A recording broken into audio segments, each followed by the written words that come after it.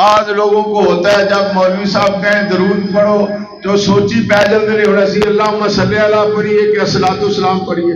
او اللہ دے بندے ہو، درود ہی ہے، جس طرح بھی پڑھ لو.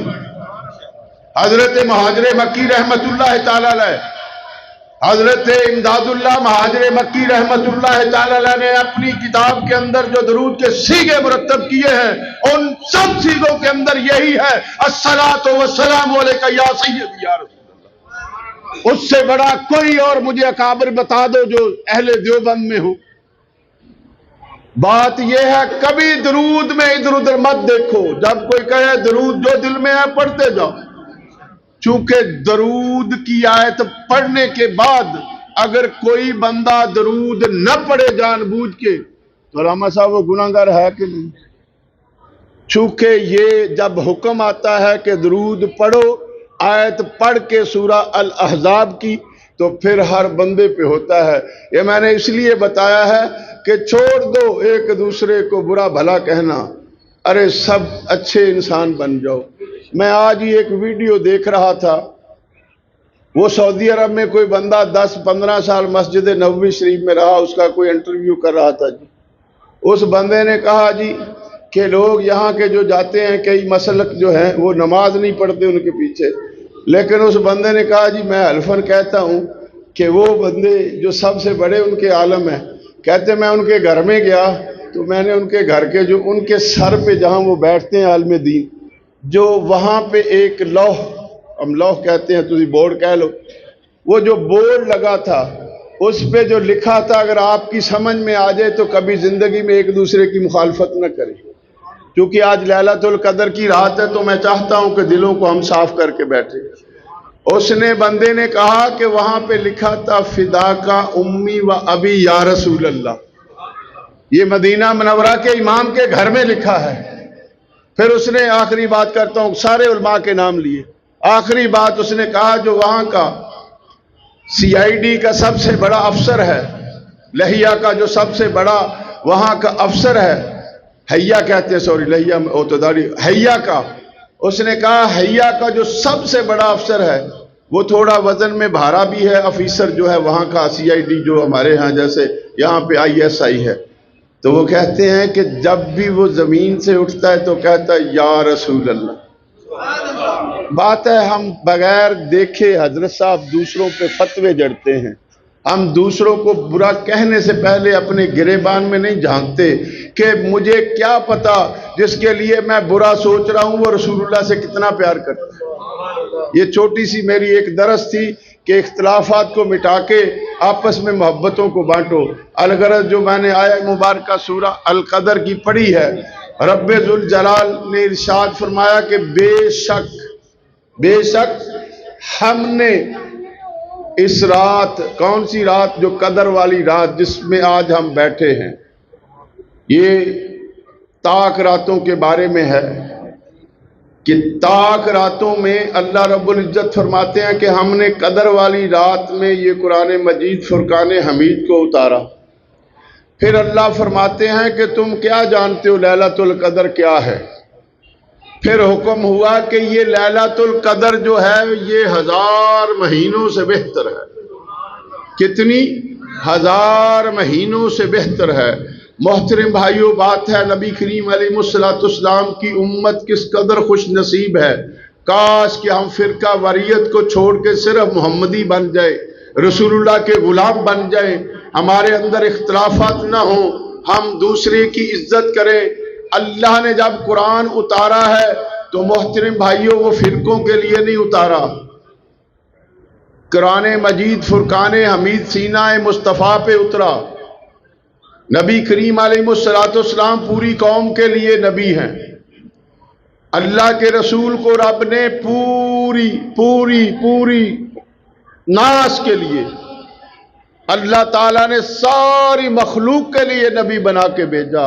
اور قرآن مجید فرقان حمید جو حضور پہ اتری ہے وہ کتاب بھی ساری قوم نہیں، مسلمان چھڑے نہیں، جنوں اللہ رحمت کردہ جائے، مسلمان ہوندہ جائے، ان سب کے لیے یہ ہدایت ہے. کیا ہم نے کبھی سوچا ہے کہ ہم اپنے ہی مسلمان بھائی کو گالیاں دیتے ہیں؟ آج کی یہ رات ہے، ان گناہوں سے توبہ بھی کرنی ہے، اپنے دلوں کو صاف بھی کرنا ہے۔ صرف ایتا سن کے تے جناب علی نعتاں سن کے واہ واہ شاوا کر کے گھاٹ ٹوٹ جانا مزہ نہیں ہوندا۔ نبی کریم علیہ السلام کے پیارو، امام قرطبی اور دیگر جتنی تفاسیر ہیں، خازن ہے، فتح القدیر جو شرح بخاری کی ہے، محترم بھائیوں بات ہے کہ رسول پاک علیہ السلام کے پاس بنی اسرائیل کی قوم کی ذکر کیا گیا عمروں کا، پھر ان کی عبادات کا ذکر کیا گیا۔ تو نبی کریم علیہ السلام سے عرض کی گئی کہ 4 ایسے انسان ہیں بنی اسرائیل کے اندر۔ کتنے؟ 4 ایسے انسان ہیں جنہوں نے 80 سال اللہ کی عبادت کی ہے، اور آنکھ جھپکنے کی بھی انہوں نے کبھی کوتاہی نہیں کی، یعنی اتنی کہ جتنی انسان آنکھ کو جھپکتا ہے اس میں بھی اللہ کی نافرمانی نہیں کی، صرف اللہ کی بندگی کرتے رہے۔ میرے نبی کریم علیہ السلام کے پاس ان کے اس مائے کریمہ لائے گئے، حضرت ایوب، حضرت زکریا، حضرت حزقیل اور حضرت یوشع بن نون علیہ السلام، یہ 4 نبی ہیں۔ ان کی عمروں میں انہوں نے 80 سال ایسی عبادت کی کہ ایک لمحہ بھر بھی جو ہے انہوں نے اللہ کی محبت میں، اللہ کی بندگی میں غفلت نہ کی۔ پھر نبی کریم علیہ السلام کے پاس جب بنی اسرائیل کی قوم کی عمروں کو پیش کیا گیا کہ کسی کی 900 سال عمر ہے، کسی کی 800 سال عمر ہے، کسی کی 700 سال عمر ہے، محترم بھائی ہم کس نبی کے امتی ہیں؟ تیرے لیے غاروں میں روتے رہے، میرے لیے تیرے لیے ہر لمحہ فکر کرتے رہے۔ جب وہ عمریں پیش کی گئی تو میرے نبی کریم علیہ السلام کے دل پہ رنجیدگی آئی۔ کیا وہ رنجیدگی؟ یہ نہیں کہ انہوں نے عبادت کیوں اتنی کی، یہ سوچا کہ میری امت کی تو عمریں ہی بہت تھوڑی ہیں، وہ اتنے 200 300 400 سال عبادت کر رہے، یا رب کریمہ میری امت کی تو عمریں بہت تھوڑی ہیں، میری امت کی جو عبادات ہیں وہ ان کے ساتھ کیسے مقابلہ کر سکتی ہیں؟ ابھی میرے آقا کریم علیہ السلام کے پیارو، حضور علیہ السلام نے اپنے دل میں خیال ہی کیا تھا کہ رب ذوالجلال نے سیدنا جبریل امین کو اپنے پیارے نبی کریم علیہ السلام کے پاس بھیج دیا اور کہا میرے محبوب کو خوشی کی خبر دے دو، ان کی 80 سال کی عبادت ایک طرف، اے محبوب ہم نے آپ کی امت کے لیے ایک ایسی رات کا انتخاب کیا ہے جو لیلۃ القدر کی رات ہے، جو 1000 مہینوں سے بہتر ہے، 1000 مہینوں سے بہتر ہے۔ 1000 مہینے کا اگر اسٹیمیٹ لگایا جائے، علماء اکرام اگے آ جاؤ، سراں دے تاج نے نہیں، تسی اگے آ جاؤ،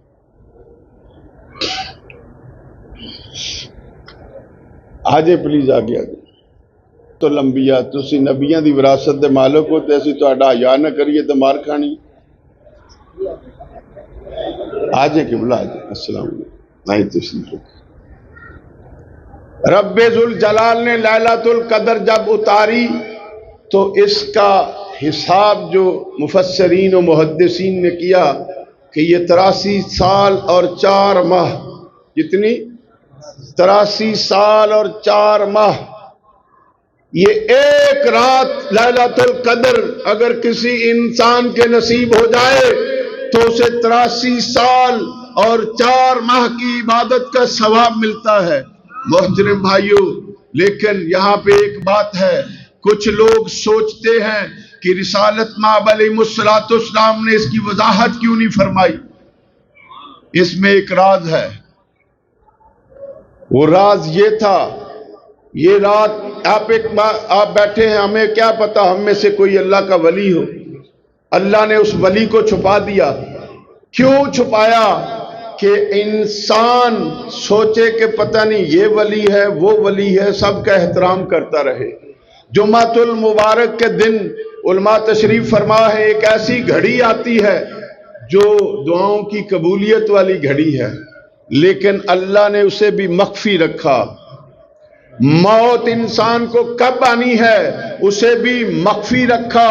محترم بھائیوں، اور کتنے امورات ہیں جن کو میرے رب نے مخفی رکھا۔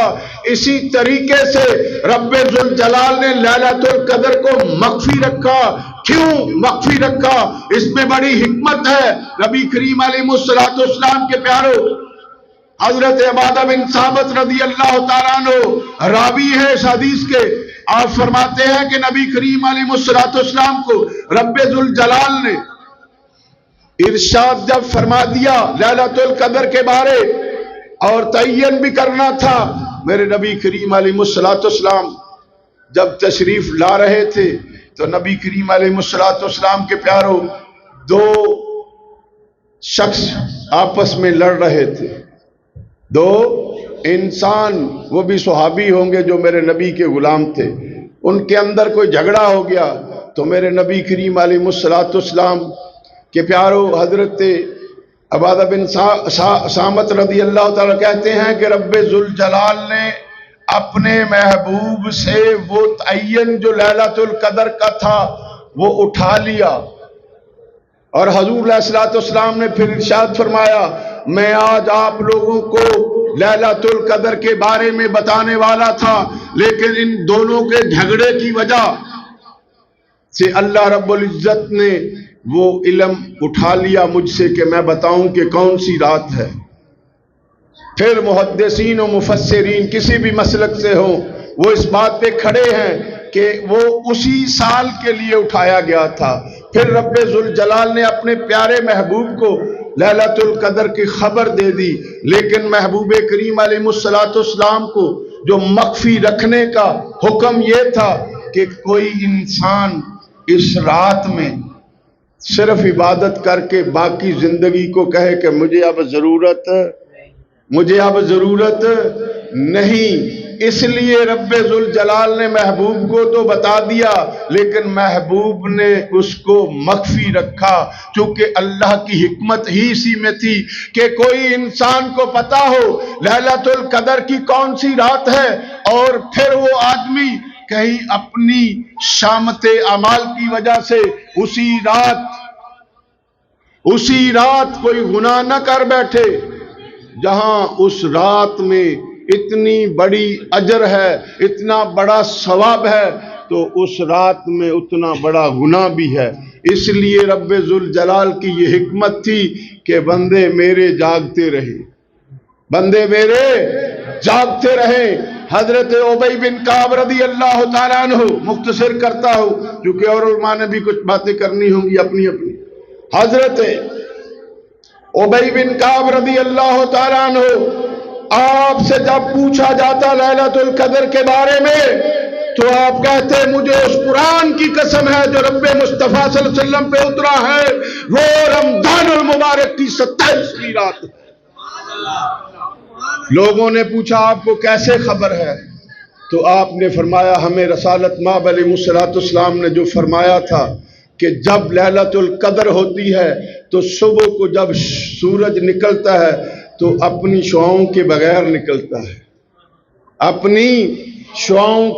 نکلتا ہے۔ حضرت سیدنا عبداللہ بن عباس رضی اللہ تعالیٰ عنہ فرماتے ہیں لیلۃ القدر کے 9 الفاظ ہیں۔ کتنے جی؟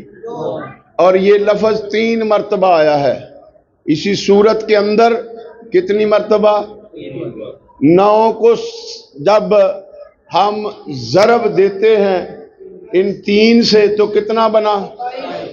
تو وہ فرماتے ہیں کہ رب ذوالجلال نے اسی رات یعنی 27ویں کی رات کو، لیکن میرے نبی کریم علیہ الصلوۃ والسلام کے پیارو، ایک اور خوشی کی بات ہے۔ حضرت انس بن مالک رضی اللہ تعالیٰ عنہ راوی ہیں کہ رسالت مآب علیہ الصلوۃ والسلام نے ارشاد فرمایا مجھ سے پہلے کسی نبی کو یہ رات، کسی امت کو یہ رات نہیں ملی، یہ صرف مصطفیٰ جان رحمت کی امت کو ملی ہے۔ پھر میرے آقا کریم علیہ الصلوۃ والسلام کے پیارو، سیدنا ابو ہریرہ رضی اللہ تعالیٰ عنہ راوی ہیں کہ نبی کریم علیہ السلام نے ارشاد فرمایا، جس مقصد کے لیے ہم بیٹھے ہیں وہ بات کر کے پھر انشاءاللہ العزیز اختصاراً کوئی اور عرض کریں گے کہ نبی کریم علیہ السلام نے ارشاد فرمایا، جو بندہ ثواب کی نیت سے، کیا تسی سننا آئے ہو کہ ویکھن آئے ہو؟ بولو پھر کدھر لئی؟ ثواب کی نیت سے اس رات کے اندر اللہ سے اجر حاصل کرنے کے لیے اس رات کے اندر نیک اعمال کرتا ہے تو رب ذوالجلال اس کے گناہوں کو معاف فرماتا ہے۔ یہ وہ رات ہے محترم بھائیوں، بات ہے یہ رات کو پردے میں اس لیے رکھا گیا کہ رب ذوالجلال کو اپنے بندوں کا رات کو جاگنا بڑا پسند ہے، اپنے بندوں کا رات کو جاگنا بڑا پسند ہے۔ تو محترم بھائیوں، اگر ایک رات نہیں 10 راتیں ہم جاگ لیں، پوری زندگی میں کبھی کبھی انسان پہ ایسا وقت آتا ہے تو وہ کئی راتیں سوتا ہی نہیں کسی اپنی پریشانی سے، لیکن اگر یہ سوچے کہ میں نے رب ذوالجلال کے حضور میں اپنی فریادیں پیش کرنی ہے، مجھے نہیں پتا 21ویں رات لیلۃ القدر کی ہے 23ویں رات ہے، میرے نبی کریم علیہ السلام کے ایک دیہاتی صحابی جہنی قبیلہ سے ان کا تعلق ہے، ابن عبداللہ ابن انیس الجہنی، آپ فرماتے ہیں کہ میں نبی کریم علیہ السلام کی بارگاہ بے کس پناہ میں عرض کی، یا رسول اللہ صلی اللہ علیہ وسلم، میں دیہات کے رہنے والا ہوں، میں وہاں اپنی نمازیں تو پوری کر لیتا ہوں، یا رسول اللہ صلی اللہ علیہ وسلم، لیکن مجھے بتائیں کہ آپ کی مسجد میں کون سی رات میں حاضر ہوں، آپ کی مسجد میں کون سی رات کو حاضر ہوں؟ تو نبی کریم علیہ السلام نے ارشاد فرمایا 23 رمضان المبارک کی رات کو۔ یہ حدیث پاک ہے، صحیح ستہ سے باہر نہیں ہے، میرے نہیں ہے کہ ٹل مارنے والی عادت۔